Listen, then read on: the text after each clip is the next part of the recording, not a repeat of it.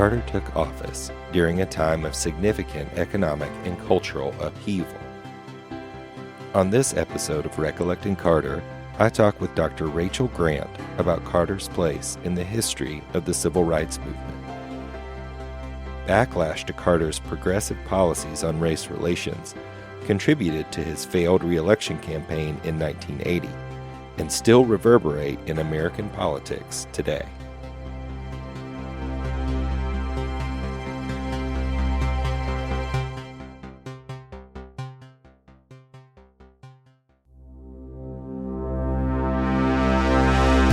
I, Jimmy Carter, do solemnly swear. The time for racial discrimination is over. That I will faithfully execute an undiminished, ever expanding American dream. The office of President of the United States. The struggle for human rights overrides all differences of color or nation or language. And will, to the best of my ability, It is a crisis of confidence. preserve, protect, and defend To remove the light of war, the threat of war, would be the overwhelming dream that I would have. the Constitution of the United States. We will not learn how to live together in peace by killing each other's children. So help me God.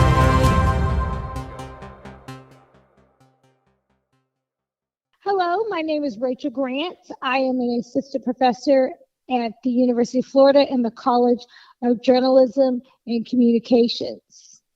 Carter was president in the latter half of the 1970s, and there's a lot going on with race relations in America during that time.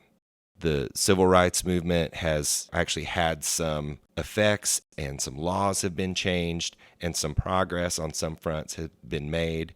Carter's presidency is even seen, at least at first, as evidence of that progress, but then it doesn't hold all the way, right? Especially as we see Carter lose in the 1980 election to Ronald Reagan and things kind of regress. So can we talk a little bit about the state of race relations in America in the mid-70s and how Carter fits in to that?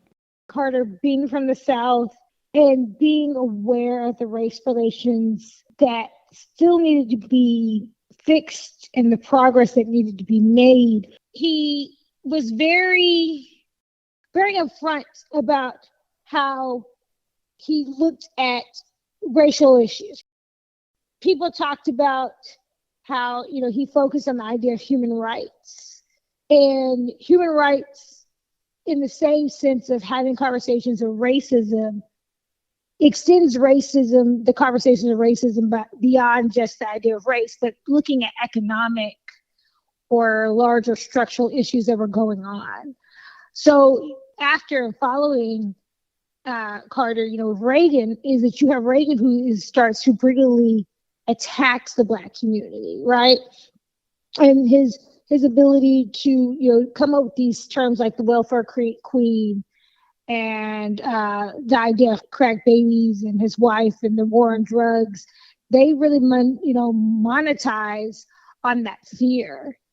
And Carter was more about, let's talk about the humanity of individuals and the humanitarian efforts that could be done through race relations.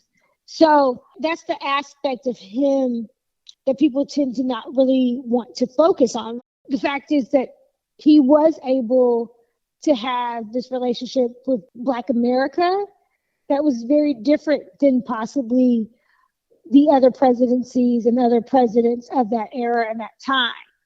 And again, him being from the South and being from Georgia does play a role in that. I think his understanding of racist environments, he's very transparent about his own personal convictions and his own personal experiences. I think that's one of the reasons how things were moved forward during his presidency. The 1970s is a really transitional time in the civil rights movement. You have gains that were made, but then you also have the pushback, the enormous setback of assassinations of Martin Luther King and Malcolm X. But talk a little bit about the work that the civil rights movement was focused on in the 1970s, because it's a transition. During the 1960s, late 1960s, shifting into the 1970s, you have this conversation that it moves beyond the understanding of voting and civil rights. So you have the Civil Rights Acts and the Voting Rights Act already in place. And so what activists, particularly Black America, was really looking for is the next step. Even before Martin Luther King passed away, his next step was to talk about jobs and economic prosperity and economic freedom for Black individuals. And so the conversation shifts from not just having the ability to have equality and rights to vote, but really the economic freedom of African Americans and Black individuals in this country. So we see that shift happening. There's also a shift after several of the race riots that happened after Martin Luther King's death. And also we see a shift of how Black individuals see themselves. So the Black Power movement is based in the understanding of Black pride. The Civil Rights movement was more about assimilation and respectability of politics, to be seen, to be respected, be seen as morally good. But we kind of see the Black Power movement not so much as a rebellion, but a rejection of the fact that these gains stopped. You get the war on drugs, you get the war on crime that start to vilify Black individuals that were once seen as citizens. Now they're seen as criminals. So, with Carter's period, I think what makes Carter's time different is that he was aware of the racial issues and the segregation that was going on. And he was very transparent about that aspect of what that meant. And focusing on human rights and focusing on changing the status quo is very important to, understanding how racism, if you're aware of it, if you grew up in it, if you know what it looks like, the segregation past, the Jim Crow past, it made it more apparent in his presidency that he was not going to support those claims or support things that vilified Black America. We see that with the conversations with, Nixon, and we see it even with LBJ, we see it with Reagan. Like, these conversations of vilifying Black individuals start to become more popularized, not only in media, but in government policy. And so those things are very effective in this time period. And that is what Black Americans start to advocate or very much move forward. Because the middle class dream of being the Black middle class did not necessarily continue the work that needed to be done in terms of activism. The class divide ended up disenfranchising a larger majority of individuals. That's really interesting, because Carter's presidency was very surprising, even winning the Democratic nomination as a politician from the South was shocking. And then certainly to win the presidency, and a key part of the coalition that he was able to build to get elected in 1976 included an enfranchising and a mobilizing of Black voters. Did that support wane during his presidency for some of the same reasons that his support waned, just kind of across the board?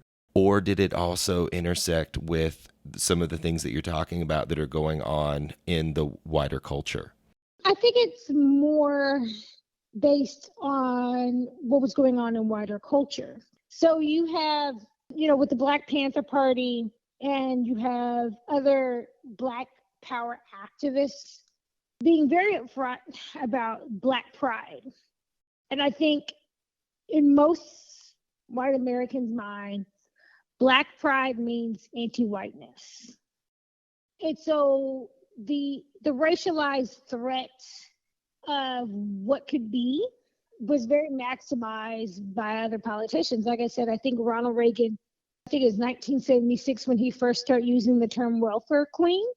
And so that's long before he was actually president.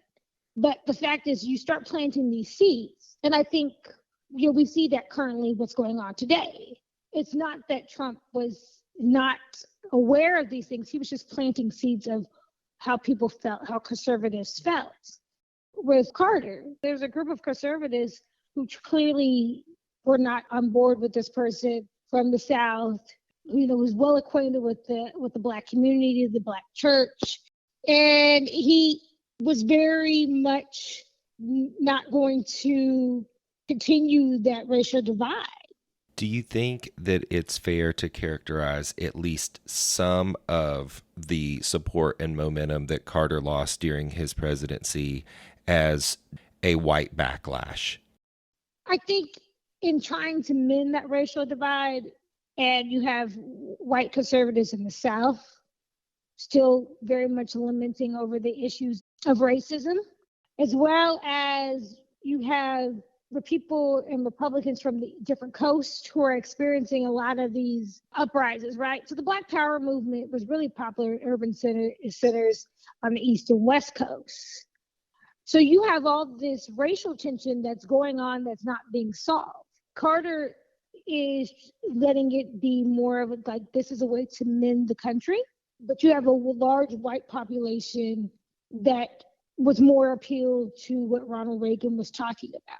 And I think a lot of the decisions and the course of action that he was trying to make might have been too much for that period. Because again, the Civil Rights Act was 1965 and 1966. So you're 10 years away from these bills, and you haven't seen like a change, or you've seen things get in some ways worse for some people, because you're still seeing racial uprising.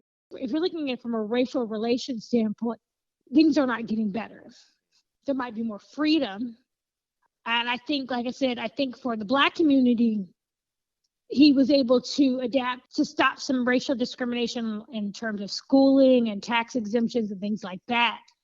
But for white America, there wasn't much to be seen in terms of the benefit of a integrated Black America, integrated world, which is why Reagan and his restrictions, his conservatism proved to the point of why some of the things that civil rights activists were trying to push for were not needed. You've made some really interesting connections between the optimism that led to Carter's term and then the inability to fully realize that led to the Reagan dominance of the 80s. Are there any corollaries there that we can draw between the presidencies of Barack Obama and the reaction with the presidency of Donald Trump? I think, historians, we talk about this a lot, especially in the long struggle of civil rights. So if we don't think about the civil rights movement just being from the 1950s and the 1960s, but if we take the civil rights struggle from slavery to now, you can track. When slavery ended with the Emancipation Proclamation, you had the Reconstruction period. Reconstruction was supposed to slowly implement the freedoms and the abilities for Black individuals to be integrated back into society, be able to vote. Even just the first few years after Reconstruction, we saw a massive increase Black politicians, Black individuals in state government and local government. And what happens? We start implementing Jim Crow, we start implementing segregation, and all the work of the Reconstruction period gets set back and halted. The same thing for the World War I and World War II periods. Black individuals in the military, but they come back and Black GIs are treated and discriminated horribly. Some of them are even targeted because, and particularly in the South, as lynching victims, and getting murdered and killed. So I think with Barack Obama, we clearly could see a racial backlash because of some of the things that he did that no president would have ever done. I think, especially with the inception and the beginning of the Black Lives Matter movement, the fact that he was so outspoken about his connection to the Black community. I think a lot of people took offense when he said that he could have been Trayvon. You don't have a president who is literally relating to a community who's very unsought and unseen. And so definitely there is a backlash. We see it now even in terms of how we view civil rights history in itself has to be revised, right? Not because people want to be seen, is that people do not want to be reminded. And I think that's the issue that we're dealing with now. It's not that it happened. It's that we don't want to be reminded of what happened. Thanks for coming on the show and reminding us about it. Appreciate the insight. You're welcome. And again, I think there's so much more to look at when we look at presidencies and what the legacies are and how we connect them. And Carter's legacy will always be, and yes, it's a one-term presidency, but it's also what caused that shift to happen. So it's great work. So awesome. Thank you. You're welcome.